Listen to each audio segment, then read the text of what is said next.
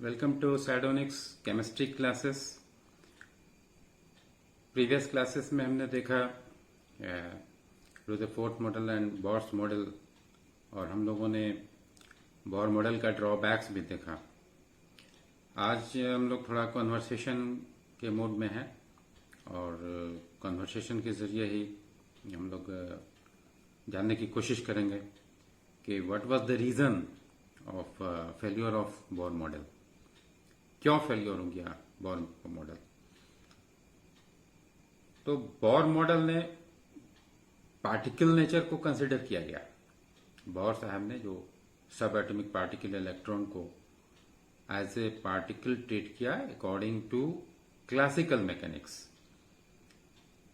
जो कि बाद में चलकर ड्रिबोगाई ने जो दिया अपना हाइपोथेसिस के डुअल नेचर ऑफ इलेक्ट्रॉन, तो अब तो ये सामने में आ गया कि इलेक्ट्रॉन पार्टिकल के साथ साथ वेव नेचर का भी होता है, तो जिसे बोर ने नेग्लेक्ट किया।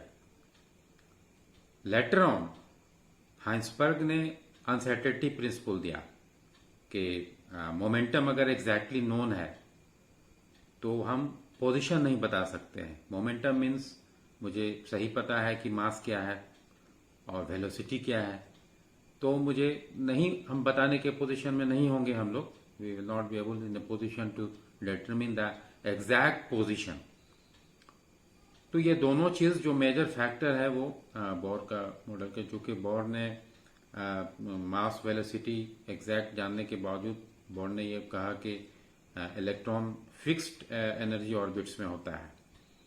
तो ये दो मेजर ड्रॉबैक्स हुआ बोर का और फेलियर हुआ, जो कि इलेक्ट्रॉन बाद में चलकर जो हमने दिया quantum mechanical model of atom, उसमें दिया गया कि इलेक्ट्रॉन क्वांटाइज्ड होता है, मतलब स्पेसिफिक वैल्यू होता है उसकी एनर्जी का, जो कि पता चलता है वेव फंक्शन से, जीटा वेव फंक्शन जीटा से पता चलता है। और क्वांटम मैकेनिकल मॉडल में रिकॉग्नाइज किया गया हाइंसबर्ग अनसर्टेनिटी प्रिंसिपल को, और क्वांटम मैकेनिकल मॉडल में ये कहा गया कि एग्जैक्ट पोजीशन हम इलेक्ट्रॉन का नहीं बता सकते हैं, वो हम एक एक्सपेक्टेशन करते हैं, एक प्रोबेबिलिटी करते हैं, और उसी को वेव फंक्शन के जरिए हम पता करते हैं कि उसकी प्रोबेबिलिटी क्या होगी। तो जितने ज्यादा वेव फंक्शंस होंगे उतनी ऑर्बिटल्स होगी, नंबर ऑफ वेव फंक्शंस जितने होंगे एटॉमिक ऑर्बिटल्स भी उतनी होगी। और जीटा स्क्वायर मतलब वेव फंक्शन के स्क्वायर से मुझे पता चलेगा कि प्रोबेबिलिटी डेंसिटी क्या है, कहाँ प्रोबेबिलिटी किस ऑर्बिटल में इलेक्ट्रॉन होने की चांसेस ज्यादा है। क्योंकि ये श्रोडिंगर इक्वेशन से ही पता चलता है। तो श्रोडिंगर इक्वेशन थोड़ा कॉम्प्लेक्स इक्वेशन है, और जो कि 11-12 लेवल का नहीं है, तो ये हायर क्लासेस बीएससी में श्रोडिंगर इक्वेशन डिटेल्स में पढ़ने का है। तो अब ये क्वांटम मैकेनिकल मॉडल और बोर मॉडल में यही बेसिकली फर्क हुआ कि बोर ने एक स्पेसिफिक बता दिया कि शेल में ऑर्बिट्स में फिक्स एनर्जी ऑर्बिट्स में इलेक्ट्रॉन होंगे, जबकि हाइंसबर्ग प्रिंसिपल के हिसाब से वो हम पोजीशन नहीं बता सकते हैं। तो इसलिए क्वांटम मैकेनिकल मॉडल में ये कहा गया कि वो हम नहीं बता सकते हैं कि एग्जैक्ट पोजीशन क्या होगा, इलेक्ट्रॉन कहाँ पर होगा। चूंकि इलेक्ट्रॉन की मुझे वेलोसिटी पता है, इसका मोमेंटम पता है, तो हाइंसबर्ग प्रिंसिपल को रिकॉग्नाइज किया गया क्वांटम मैकेनिकल मॉडल में। तो इसमें ये हमें वेव फंक्शन से पता चलता है, और वेव फंक्शन का स्क्वायर जीटा स्क्वायर, जिसको हम प्रोबेबिलिटी डेंसिटी कहते हैं, ये मुझे बताता है कि ये इलेक्ट्रॉन का प्रोबेबल पोजीशन क्या होगा, एक्सपेक्टेड पोजीशन क्या होगा। और ये ऑर्बिटल क्या है?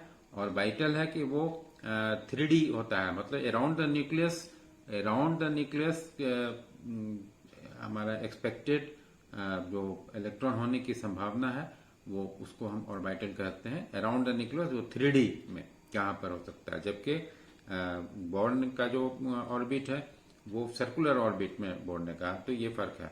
तो ऑर्बिटल्स को फिर हम लोग क्वांटम नंबर से हम लोग उसको और ज्यादा अच्छे से समझ पाएंगे। And I will have a separate lecture on quantum numbers. तो there are three quantum numbers ही मानकर पहले चलते हैं कि वो principal quantum number, azimuthal quantum number, magnetic quantum number. और ये थ्री क्वांटम नंबर्स के अलावा एक स्पिन क्वांटम नंबर होता है, क्योंकि इलेक्ट्रॉन अपने ऑर्बिट्स में भी वो स्पिन करता है, एक क्लॉकवाइज एक बार एंटी क्लॉकवाइज, ये उसका स्पिन होता है, इसलिए उसको स्पिन क्वांटम नंबर कहते हैं। प्रिंसिपल क्वांटम नंबर मुझे बताता है कि शेल के बारे में बताता है, अबाउट शेल। और एजीमुथल क्वांटम नंबर मुझे बताता है, अच्छा प्रिंसिपल क्वांटम नंबर शेल के बारे में बताता है, मीन्स KLMNOP।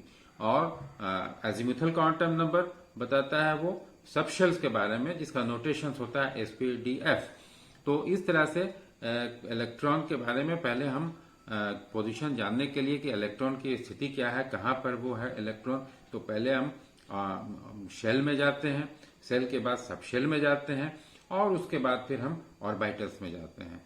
तो इस तरह से हम लोग इलेक्ट्रॉन के पोजीशन को प्रोबेबल करते हैं, maximum probability of the finding the maximum probability of the finding an electron in orbital.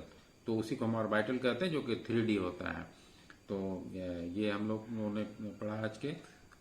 समझ में आई बात कि बोर्स मॉडल क्यों हमारा फेलियर हुआ, what was the reason, quantum mechanical model क्या है, और हमारे क्वांटम नंबर्स क्या है। I will have a separate lecture on quantum numbers. आज चूंकि हम लोग कॉन्वर्सेशन के मूड में हैं, इसलिए मैं एक बातचीत के जरिए मैं आप लोग को समझाने की कोशिश मैंने किया about this quantum mechanical model, क्योंकि और जो कि श्रोडिंगर के इक्वेशन पर बेस्ड है और क्वांटम मैकेनिक्स पर बेस्ड है। तो ये 11th का एटॉमिक स्ट्रक्चर हम लोग बहुत सारे लेक्चर्स अटेंड कर चुके हैं, और ये क्वांटम मैकेनिकल मेथड भी इसका मॉडल लास्ट मॉडल है। और क्वांटम नंबर्स हम लोग नेक्स्ट में पढ़ेंगे, जो कि 11th और आपके JEE एंड नीट के एग्जाम्स के लिए एक बहुत इम्पोर्टेंट टॉपिक होता है। So thank you everybody.